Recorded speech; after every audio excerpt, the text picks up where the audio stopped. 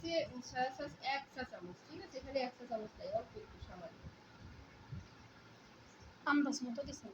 অল্প দিছি, অল্প একটু তো আন্দাজ মতো দিয়ে রাখছি। আর আমি জন্য এবিসি সস আপনি বললেন না এটা, এখান থেকেও 1 চা চামচ দেব। মানে ওখানে 1 চা চামচ, কিন্তু আমি দেবো সামান্য। জানেন চিকেন পাউডার মানে কি তেল আপু এটা? সি সল্ট বা চিকেন পাউডার যেটাই দেন, চিকেন পাউডারটাই ব্যবহার করবেন বাচ্চাদের ক্ষেত্রে। টেস্টি সল্টও সামান্য একটু দিলাম আমি। এখানে আছে বেশি গরম মশলার গুঁড়া 1/4 চা চামচ, সামান্য দেবেন। আমি এখানেও সামান্য একটু দিয়ে রাখলাম, না দিলেই না। তারপরে টমেটো সস, জয়ত্রী গুঁড়া, আমার এটার ভিতরে জয়ত্রী গুঁড়া আছে, এই জন্য আমি দেইনি। লবণ সামান্য, কারণ ওই যে সস গুলাই তো লবণ, এই জন্য লবণ সামান্য। মরিচ গুঁড়া দেন? মরিচ গুঁড়া নাই, এই জন্য মরিচ গুঁড়া দেইনি। ওই যে মরিচ গুঁড়া দেবো সামান্য।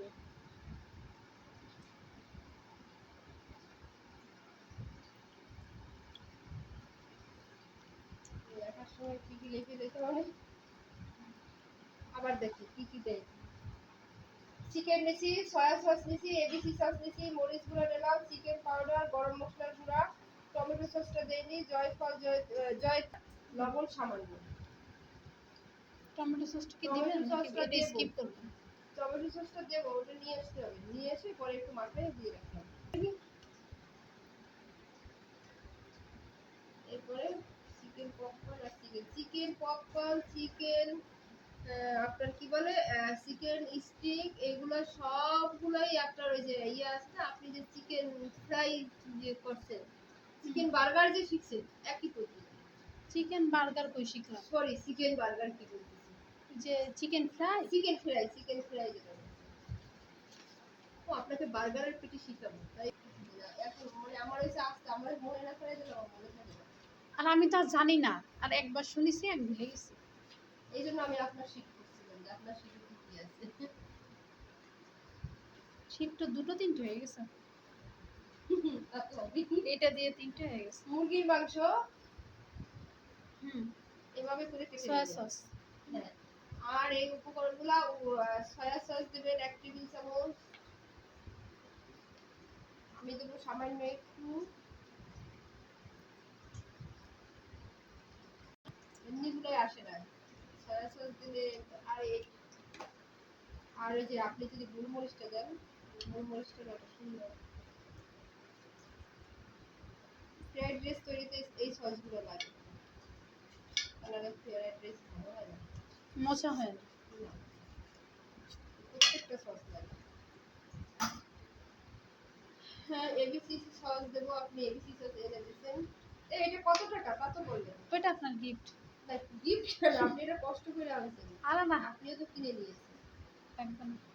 বলেন আরে না, লাগবে না, ওটা আপনার গিফট। চিকেন পাউডার মানে টেস্টি সস, আমার সকালে মনে হচ্ছে। আরে সমস্যা না, ওটা আপনার গিফট, কিছুই তো আপনার দিতে পারি না। আপনি কি কষ্ট করে আসতেছেন, আমি তো যাই না। বিট লবণ দিতে হবে, বিট লবণ, বিট লবণ একটা অন্যরকমের টেস্ট। আমি অল্প করে দিচ্ছি, দেখতে হবে হাফ চা চামচ।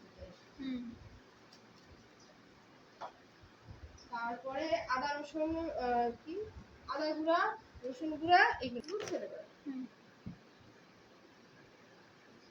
এখানে আদা রসুন সব একসাথে আছে।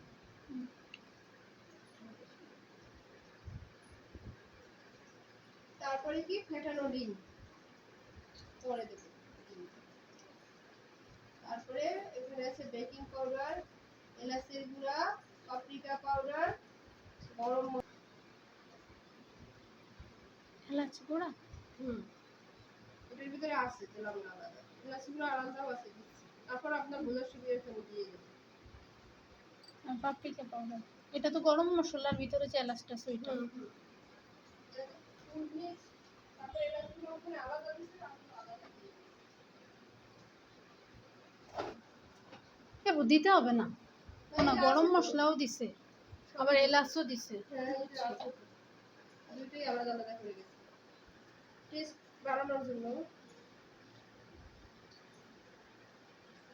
না দিতে হবে না।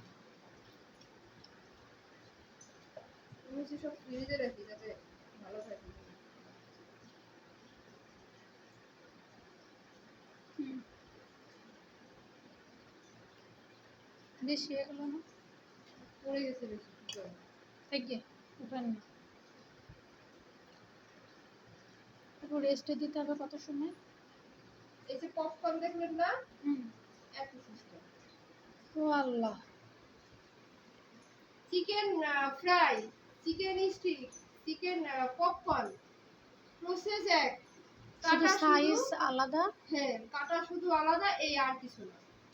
ভাজি টাজি সব একই নিয়ম, একই জিনিস।